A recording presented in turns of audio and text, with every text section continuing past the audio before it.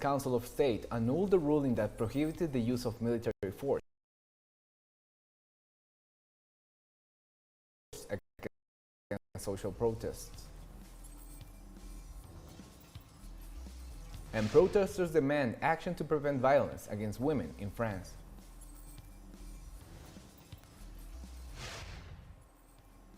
Hello and welcome to From the South. I am Santiago Loaiza from the TeleSUR studios in Quito, Ecuador. We begin with the news. Stay with us. Venezuelan citizens began to go to the polls this Sunday to elect governors, mayors, legislators, and councillors under strict sanitary protocols to avoid COVID-19 infection. Nearly 30,000 polling stations opened their doors at 6 a.m. local time and will be receiving the vote of citizens until 6 p.m., although the law establishes that if at the time there is a large number of voters, they must wait until they vote. The National Electoral Council informed that more than 21 million voters are qualified to participate in the mega elections. A total of 70,224 candidates ran for the 3,082 positions that are in dispute this Sunday among mayorships, governorships, and municipal councils, in addition to the candidates of 20 indigenous organizations, which will choose their authorities 5 days later on November 26th.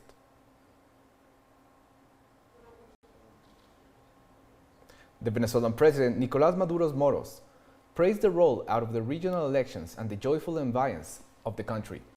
Maduro took to Twitter to wrote, "Venezuela, with the beautiful sunrise, we all go as family to exercise our constitutional right to demonstrate the pacifist and democratic spirit that characterizes us.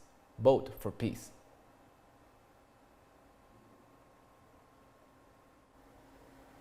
In the studios of TeleSUR is FATIMA Sirasar, president of the Women's Movement of the R&D Party and president of the National Network of Women, who is an observer of this electoral process. Fatima, thank you for joining us today. Welcome. It's a pleasure for me to be here. Thank you. Fatima, what are the people's expectations regarding these regional and municipal elections? Well, I think the first thing is transparency and the goodwill of the people to vote in peace, transparency, but also in a joyful way. Because I've heard that in Venezuela, elections are being held, peacefully. And we know that Venezuelan people also is peaceful, but very joyful. Certainly. Fatima, which party has a majority in governors and mayors? And do you think this could change with these elections? Sorry, can you repeat the question? Sure. I was asking you, which party has a majority in governors and mayors, and do you think this could change with these elections? Of course. Because these regional elections are going to change things, because it's those people who are going to be elected that are going to make policies, are going to exercise, are going to make into practice all what the people are wanting, the needs of the people. They should resolve the problems of water, for example. And I've been to, this is Ziare, I've been to Petare. When I heard Governor, Hector Rodriguez, talking about his achievements in terms of gas problem, in terms of security. Because before, for example, Petare was known as a very dangerous place, and now they have security. People can live, and at night they can sleep, in peace without being aggressed or violented. And it remains the problem with water. I've heard there is problem with water, and being governor or mayor, or councillor can help them, because they are supposed to solve the problems and the demands of the people, because it's local power. Yes. Fatima, too, what are your impressions with the election process in Venezuela? What were your expectations before you got there, and what do you think now? You know, I had a very good impression because it's not my first time to come in Venezuela. It's my fifth time, and you know, the basic, concern of the Bolivarian Revolution is to provide, food, to provide medicine, to provide security. And I've read a lot, and I'm in contact with the Bolivarian Revolution, and I've known a lot about this electoral process, and I know it's going to be very transparent. Nobody can cheat it, and I'm asking people to accept the results in the end, which are going to be democratic, because this process is, as you say, it's protagonical, because it includes all political parties. It includes all regions, all provinces, as you say, in Venezuela. That's why I have a very good impression of it. And yesterday we knew already that things were being okay, meaning the tables for voting, the polls, everything okay. We want to thank you, Fatima too, for joining us. That was Fatima TeleSUR, President of the National Network of Women in Caracas. More satisfactory news for Venezuela. The National System of Youth and Children's Orchestra, known as the Sistema, has won the Guinness World Record for the largest orchestra in the world to play a piece of music with a duration of more than 5 minutes. Last Saturday, November 13th, the system gathered more than 12,000 musicians to perform the Slave March by the Russian composer Tchaikovsky, and thus claimed the Guinness record.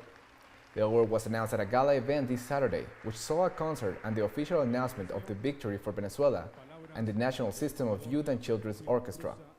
The record was previously held by Russia. The Russian ambassador to Caracas offered statements of congratulations for the victory. Venezuelan Sector Vice President for Communication and Culture, Freddy Ñañez, also addressed the audience during the ceremony where the certificate recognizing the record was presented. He noted the importance of music in the life of all human beings. Venezuela's nationwide system brings music to children and youth from all backgrounds and is renowned internationally, which is the model replicated in several countries around the world. Election day also begins in Chile, where citizens will vote for president, legislator, 20 seats in the 43 Senate, and regional councilors. The polls will be open from 8 a.m. local time until 6 p.m. for more than 50 million voters, while another 71,000 will go to the polls in 64 foreign nations. Chileans abroad will not be able to elect parliamentarians or regional councilors. According to the legislation of the South American country, the new president of Chile will be elected if he or she obtains, in the first round, 50% plus one of the votes, the absolute majority. However, if no candidate obtains this percentage, a second round will be held on November 19 between the candidates with the highest relative majorities. Among the contenders who have the highest preference among the electorate are the former Minister of Social Development, Sebastián Sichel, the Socialist Party candidate, Gabriel Boric, the center-left representative, Jasna Provost, and the right-wing candidate, José Antonio Cast. And surveys conducted by Chile's National Institute of Youth indicate that this Sunday's elections are likely to see a high voter turnout among young people for the first time. According to a survey, 61.4% of this age group is interested in politics. On the other hand, the same survey confirms that the intention to participate in this election is 77%. In both cases, the numbers show an increase of more than 50%, which could suggest that these elections will be defined by the youngest sector of the electorate. We'll be right back after this short break, so don't go away.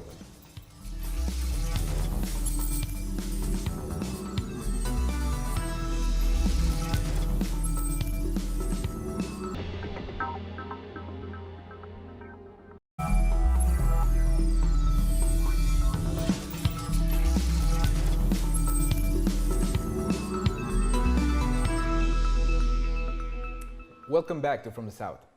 In Mexico, authorities in the Veracruz state discovered 2 trucks with at least 600 overcrowded migrants from 12 countries.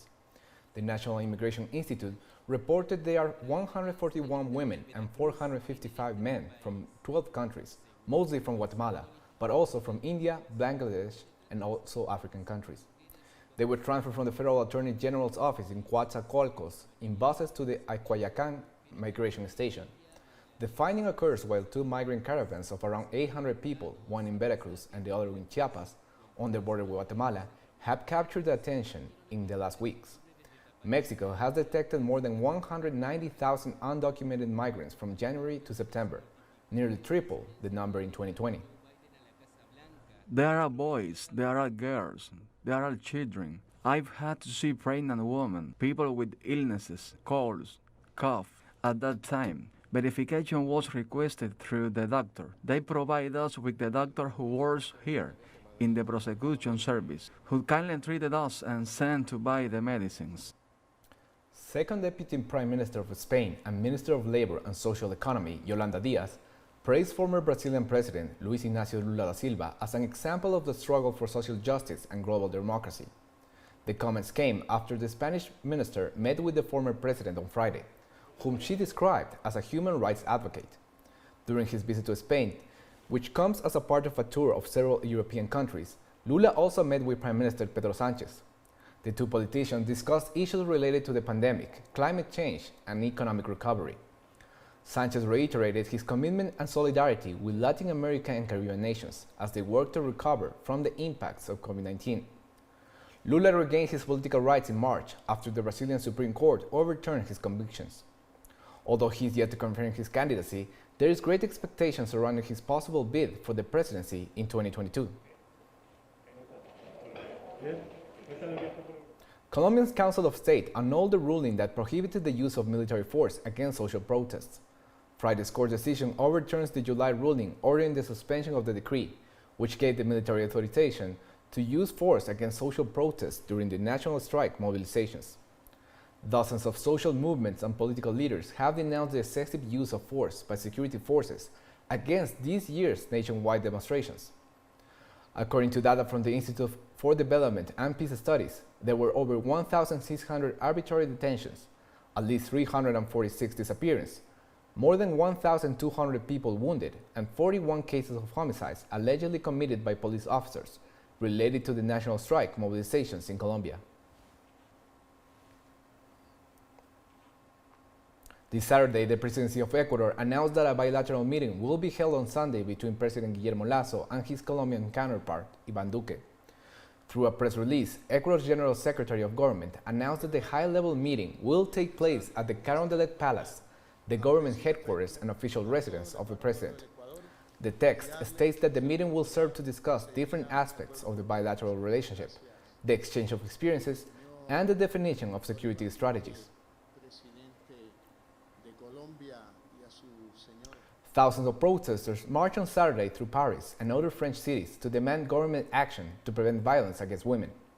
The demonstration come and growing outrage in France over women killed by their partners, and as French women are increasingly speaking out about sexual harassment and abuses. Protesters march in Paris as part of a week of global actions marking the International Day for the Elimination of Violence Against Women, which is observed on November 25th. We're always putting the blame on the women. What we forget is the phenomenon of beating one's grip is something that is slowly put into place by seduction. We prevent the other from having access to reflection, and little by little, it's like a spider that surrounds you in its web.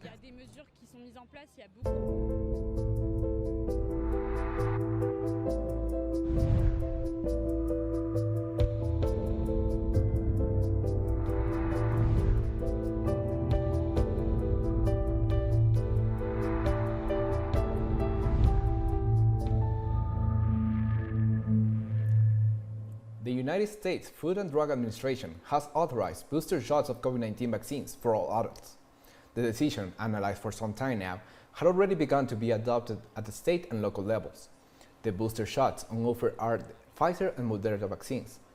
According to a statement issued by the federal agency, the data currently available supports a booster dose of coronavirus vaccines to all adults. After getting the approval from the FDA, all that remains is the approval of the Center for Disease Control and Prevention, whose committee is scheduled to meet this weekend for that purpose.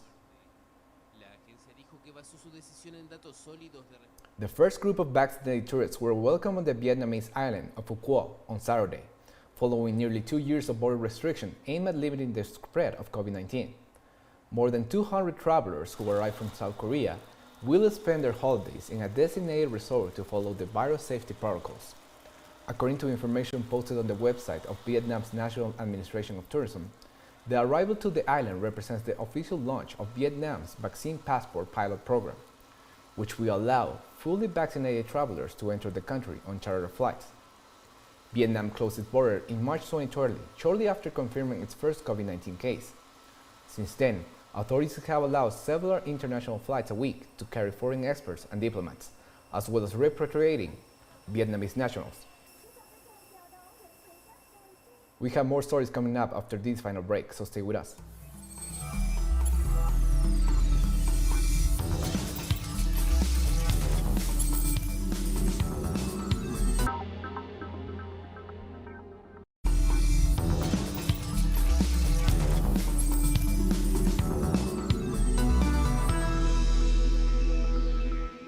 Welcome back to From the South. Burkina Faso saw protests on Friday against the passage of a large French army convoy on its way to neighboring Niger. Thousands of people demonstrated in Kaya, the capital of the north-central region of the country, blocking the convoy as they denounced the French military presence in the Sahel region. Protesters said that the French presence represents a recolonization of Africa. Coming from Ivory Coast and bound for Niger, the advance of the convoy had already been blocked on November 17 and 18 by demonstrators in several parts of the country, with security forces using tear gas to disperse the crowds. According to a spokesperson for the Coalition of African Patriots of Burkina Faso, which called the protests. What do they carry? What do they take with them every time they leave for the Sahel? What we want, today they are not going to pass. Even if we are going to spend 2 months here, we are set, we are not going to move. We do not want to negotiate, we are not asking them for anything. What we are asking is just one thing.